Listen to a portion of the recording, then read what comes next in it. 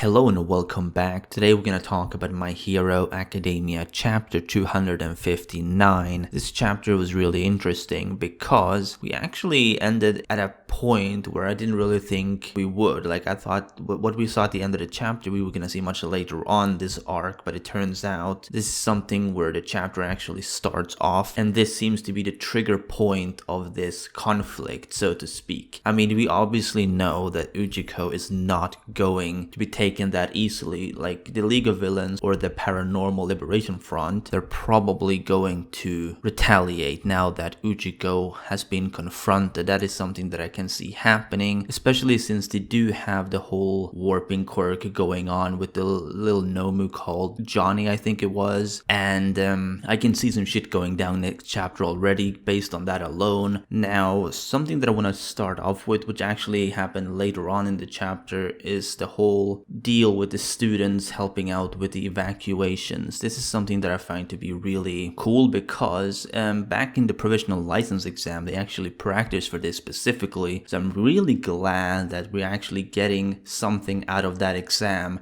because I know a lot of people didn't really like that arc initially, but now that we actually have something that ties into what they actually did during that arc, I'm really happy to see that, because obviously we don't really like to see an arc going to waste completely. And although that provisional hero license exam isn't necessarily a waste, especially not in terms of the story, it's always good to see elements of each arc being utilized later on. Like if you're gonna practice for something during an exam, you want to see that exercise being used in a more serious scenario as well, and that's exactly what we're getting here. We're getting to see the students actually play an evacuation role, helping out civilians. So obviously they're probably gonna have to tackle some social situation, like some civilians are not gonna understand what's going on. Some people are going to be reluctant to actually receive help, not really going to want to cooperate and stuff like that. And that is something that I think Class 1A and everyone else, of course, are going to experience with this evacuation plan. And I obviously talked about this last week as well. Like, I don't think everyone is going to be evacuated before shit goes down, you know. I think there's going to be conflicts going on. There's going to be fights happening before everyone has been fully evacuated. And the students' job in this arc is obviously to focus entirely on keeping civilians safe rather than actually fighting the big villains. That's probably going to be something that the pro heroes are going to focus on rather than the students. We might still get to see a student fight a big shot villain, of course, but that's not really their primary objective. On the topics of student, Denki was a really interesting case this chapter, because we actually see how Denki seemingly is the only student from 1A that has been separated from everyone else, and he's on the front lines as opposed to being where everyone else is. And obviously a lot of people have been speculating that this is going to lead up to some traitor stuff,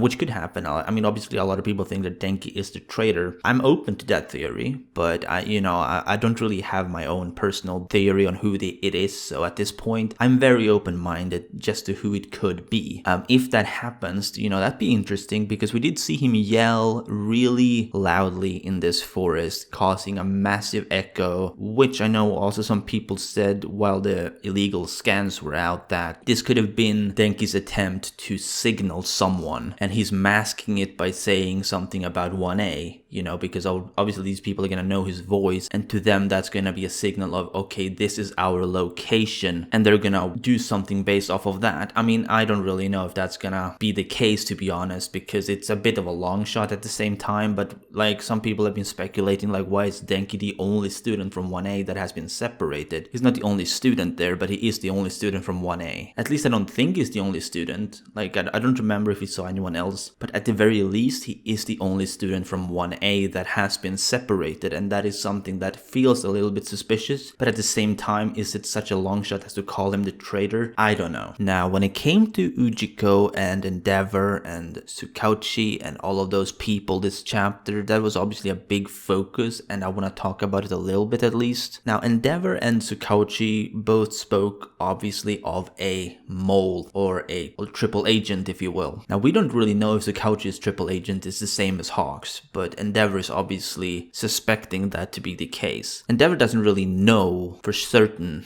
if Hawks is one. He only knows that Hawks gave him this information and Endeavor is acting on it. And obviously he's kind of suspecting that there's something going on here. Now that Tsukauchi is talking about a triple agent, he's probably starting to guess that maybe it is the same person. It doesn't have to be the same person, it could be, but it could also be the fact that we're having two triple agents that are working in the Paranormal Liberation Front right now, and that would really be an interesting addition, because that means that there is someone else there that we don't know about, and we don't even know who it is. It could be someone that we know very well, it could be twice, I don't think it's twice, but it could be someone like Spinner, Mr. Compress, or someone completely different, because we have to remember that Hawks was tasked to infiltrate the League of Villains, not the Paranormal Liberation Front, which means that he was tasked to target Shigaraki's group when it was very small. Now, if Tsukauchi's triple agent is a different person, it's very possible that that one was actually tasked with going for the Liberation Army at the time, which means that it could be someone from the other side, someone like Skeptic or someone else. Doesn't necessarily mean that we know who it is, but it could be someone that we know very well, or it could be someone that we haven't really been introduced to yet, but that's obviously assuming that it's a completely different person. So I'm really curious if that's going to be revealed to be a different person, or if it's all gonna like come together and it's all Hawks. Like, I'm kind of guessing it's all Hawks, but at the same time it could be that it isn't, right? Anyway, when it comes to Ujiko, obviously his name was revealed to be Maruta Shiga, which on Twitter this has been a big topic the past day or so. Some people got really angry with that name reveal because not because it's not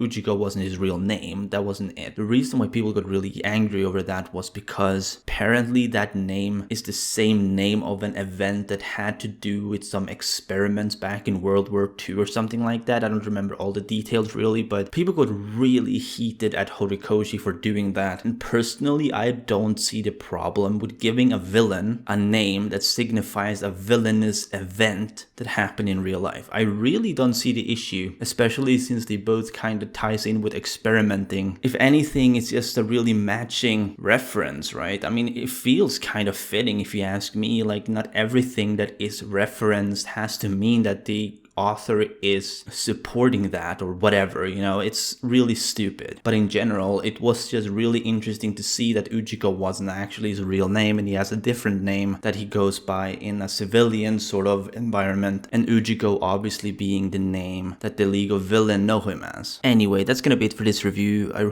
hope you liked it. Let me know what you think down below in the comments about this chapter. What did you think about it? How do you feel about Endeavor and everyone else and confronting Ujiko this early on in the arc? And as always, if you did, be sure to Detroit smash that like button if you enjoyed, and subscribe if you haven't done so already. This has been Chaotic Plus, and remember, Toga is waifu, Toga is lifu.